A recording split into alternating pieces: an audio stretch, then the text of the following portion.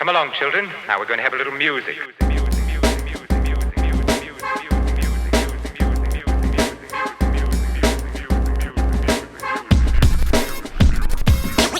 What is up, guys? Welcome to First Cut. I am Andres. It is RB3. I'm Sabrina. And this is our review of Capone. Now, obviously, guys, the big elephant in the room, we already had Josh Trank on an episode of the Meaning of Podcast, but now we're going to talk about his movie. This is our own personal thoughts. Obviously, this is not relevant to whether the fact that we're close to Josh Trank or not, or the fact that we interviewed him or not. We're still going to give our opinions because that's what we do on First Cut. We're honest, but just starting off with that, I have to go to you, Sabrina. Your thoughts on this movie, Capone? It came out a few weeks ago, but there's still a conversation around it, so I still feel like it's relevant. Yeah, I really enjoyed this film. I think it's something really interesting and like unique, and I don't think it's a perfect film at all. But it does kind of help that besides the fact that we talked to Josh Trank about it, even just interviews that I've seen, which I usually watch after I watch a film, just to kind of maybe get a better understanding from the people who created it. And then we were lucky enough to have that conversation. And it is really apparent how personal this story is. I mean, he took a pretty large break from filmmaking for about 5 years after what happened. And I think coming back with a story like this is really interesting because it's something that I didn't personally know this story about Al Capone. And then I finally did some research and I'm like, oh, it's actually is real. And his mind was he was losing his mind the last year and all of this was happening to him. And so it is really interesting. It's kind of surreal. It brings in some really cool elements. So I liked it. RB3? Yeah, I did think it was interesting. As you guys know, I enjoy gangster films. I enjoy like the Martin Scorsese's kind of gangster films, the Brian De Palma gangster films that we've seen in the past, like The Untouchables, Goodfellas, The Irishman that came out last year. So this one is a very like different brand of gangster movie, and I mentioned it during our interview with him. But now now in 2020, 2019, 2018, we've kind of seen like these movies that take what we consider the traditional gangster genre or the crime genre and kind of flips a lot of it on his head. On his head. I said for Uncut Gems, I think is a perfect example of that. It kind of takes the crime movie and makes it into a Adam Sandler comedy. I think The Irishman looks at the Martin Scorsese kind of ilk of gangster movies and looks at it from a self-critical perspective. And I think Capone takes what our natural conception of this figure Al Capone is. It kind of takes what we know and what we expect of him and as a different perspective of his image, as a new layer to how we imagine him. And it's something that I think a lot of people can relate to. I think a lot of people who have older members of their family have taken care of older people in their family can relate to somebody who's going through dementia and having to deal with a lot of the problems that Capone's dealing with here. But it's more tragic because he's only like 47 years old during this time. So it's really interesting. I think Tom Hardy gave one of the most eccentric performances I've seen in a long time. I think it is really good. I know people are like, it's kind of corny, but I think it's actually kind of really interesting and fun. Between him and between the brother who was in the Five Bloods, DeRoy Lindo, who was in the Five Bloods, those two are probably my top two performances of the year so far. And I put Pete Davidson and the King of Staten Island up there as well. But those are like the three performances that like really stood out to me this year. But Tom Hardy was awesome in this all around. The girl from Never, Rarely, Sometimes, Always. That's probably the one for me. She's great. There is something to be said about Tom Hardy's performance for sure, because there are certain moments where it's so over the top, but it's very purposefully over the top, I feel. And I think that's what he was going for. Both Josh and Tom Hardy were going for that over the top stuff, but definitely there's moments where Tom is like doing like funny faces and like going like, whoa, like just really just milking it for the camera. There is something to be said. Obviously, overall, I guess if I want to start overall with my thoughts, I thought it was interesting more than it was entertaining, right? There is something to be said about the idea of power being toppled over by someone's health, right? Because it's not even money. Like the guy is still rich. The guy still has his house. He still has his family. He still has his wife. Like he still has some sort of support system. So power isn't necessarily lost in that sense. It's more about how your own body is attacking you because of the decisions you've made, just like everything else mentally is attacking you because of the decisions you made, because you're Al Capone, for crying out loud. So it's the idea of like, I'm living with my sins, not only that I did to others, but that I did to myself. Health wise, it's such an interesting fascination because I feel like age comes for all and bad decisions come for all. And it's always the irony that the most powerful, most boastful, powerful men in the world, like think about it, Kim Jong-un, Donald Trump, are some of the most unhealthy people on the planet. Like, my God, like homeboy is can't even go down a little stairwell. I don't know if you guys saw that video. It's true. And Kim Jong-un is probably in a wheelchair, for crying out loud. It's really one of those interesting aspects of power, right? With power comes that whole idea of your detriment to your health because you're giving what you want. And sometimes what you want isn't good for you, whether it be alcohol or whether it be anything else.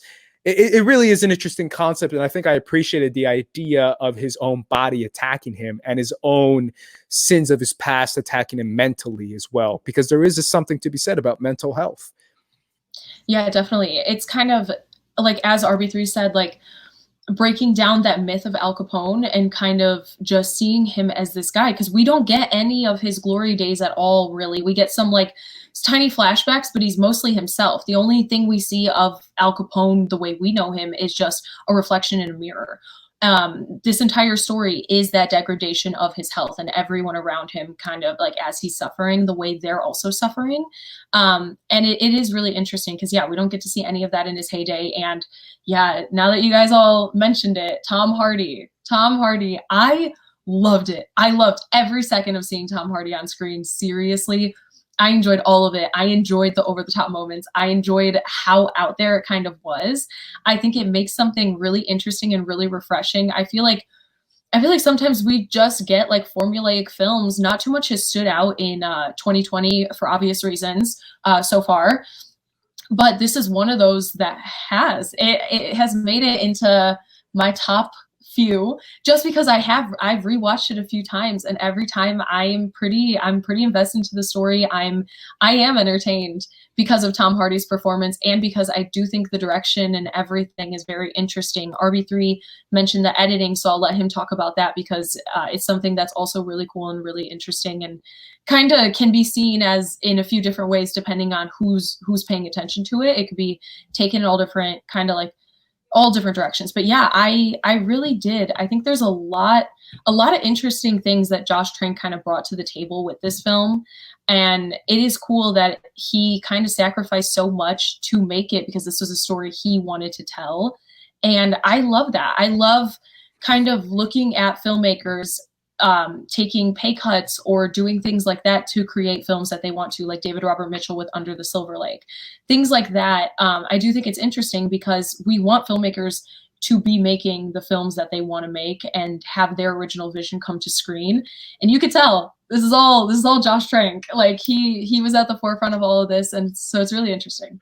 Yeah. Do you want to say something about the editing, man? Because I don't know if it was a positive or negative. I forget.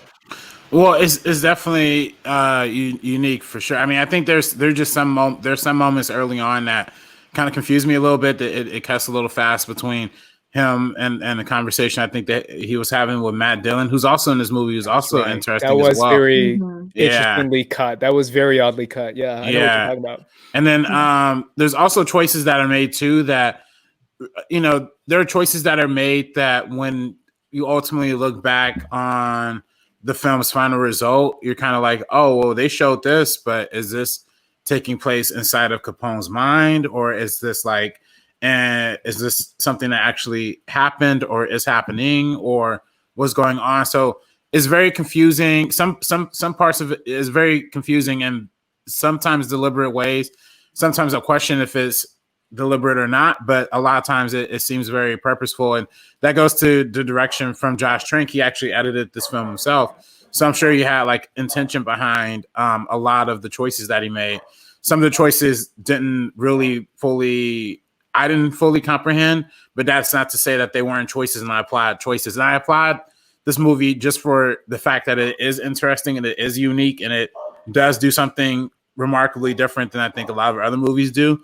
It relies heavily on like, you know, the unreliable narrator where we don't know, like I said, we don't know what's happening, what's not happening, which is an interesting storytelling device. And, you know, I do want to see more of that. So overall, it was good. And the editing invoked the unreliability of Tom Hardy's character. I just don't know if it's a decision that is like beneficial to the overall understanding of the piece, but I'm glad the choices were made to do that anyway. So Yeah, the thing that kind of stood out to me, I don't know if you guys noticed this, just we had a Roger Deakins episode. I thought the lighting was interesting. The way he used darkness quite a bit, like darkness was all over the place in this movie. I think that was the biggest standout for me. right. Yeah, I think overall, I think it's more of an interesting piece about power. It's very, very, very subtle in some scenes, and then it's very over the top in other scenes, which kind of meshes with the tone a little bit. So it might put some people off.